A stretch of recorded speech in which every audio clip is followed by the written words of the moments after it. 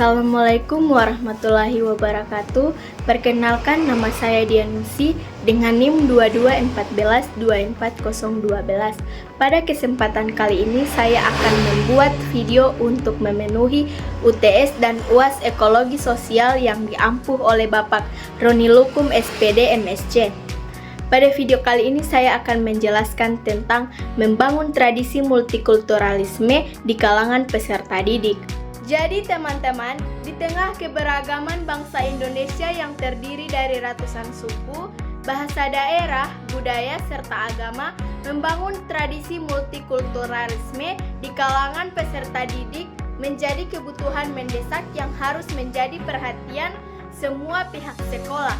Sebagai miniatur masyarakat, merupakan tempat pertama di mana anak-anak mulai mengenal dunia luar, berinteraksi dengan orang-orang yang berbeda, latar belakang dan membentuk pandangan hidupnya.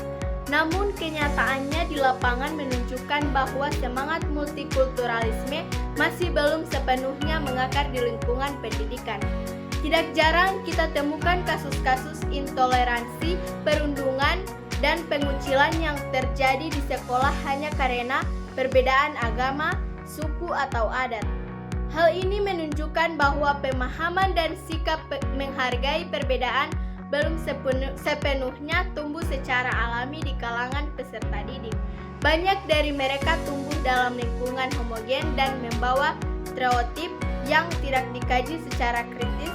Jika tidak ada upaya sadar dan sistematis dari lembaga pendidikan untuk menumbuhkan nilai-nilai inklusivitas, maka keberagaman yang seharusnya menjadi kekuatan justru akan menjadi sumber perpecahan.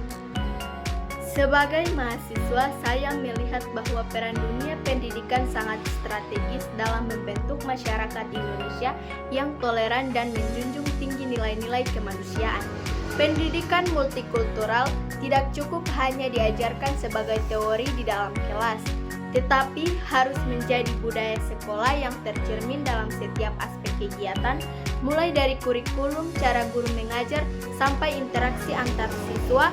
Guru dan tenaga pendidik harus diberikan pelatihan yang memadai agar mampu menciptakan ruang kelas yang ramah, inklusif, dan bebas diskriminasi. Mereka harus menjadi contoh nyata dari nilai toleransi dan keadilan sosial.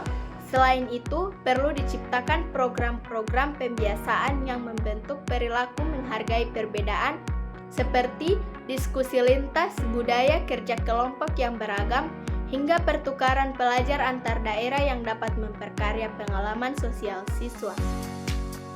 Tidak hanya itu, sekolah juga harus menyediakan ruang bagi siswa untuk mengekspresikan identitas budaya mereka tanpa takut dihakimi atau dikucilkan. Festival budaya dari bahasa daerah atau pameran seni dari berbagai etnis adalah contoh kegiatan yang tidak hanya mendidik tetapi juga membangun rasa bangga terhadap keragaman.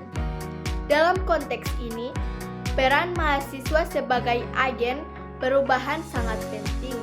Mahasiswa dengan bekal pengetahuan dan semangat sosial yang lebih besar bisa turun langsung ke sekolah-sekolah untuk memberikan pelatihan, mendampingi guru, atau menyelenggarakan kegiatan yang mendorong tumbuhnya semangat kebinekaan. Mereka juga bisa menciptakan konten-konten edukatif di media sosial yang menggugah kesadaran generasi muda akan pentingnya hidup dalam keberagaman. Perubahan besar tidak selalu harus datang dari kebijakan tingkat tinggi, langkah kecil dan konsisten di lingkungan sekitar kita. Dengan membangun tradisi multikulturalisme di kalangan peserta didik, kita hanya sedang menanamkan nilai toleransi tetapi juga sedang menyiapkan generasi masa depan yang memiliki kemampuan untuk hidup, bekerja, dan berkontribusi secara positif di tengah masyarakat global yang plural. Generasi yang tidak mudah terprovokasi oleh isu-isu perpecahan, tetapi justru menjadikan keberagaman sebagai kekayaan yang memperkuat persatuan. Membangun tradisi ini memang bukan proses instan, tetapi juga dilakukan secara berkelanjutan dan melibatkan semua elemen. sekolah, keluarga, mahasiswa, dan masyarakat. Maka harapan akan Indonesia yang damai, adil, dan berkeadaban bukanlah hal yang mustahil untuk diwujudkan.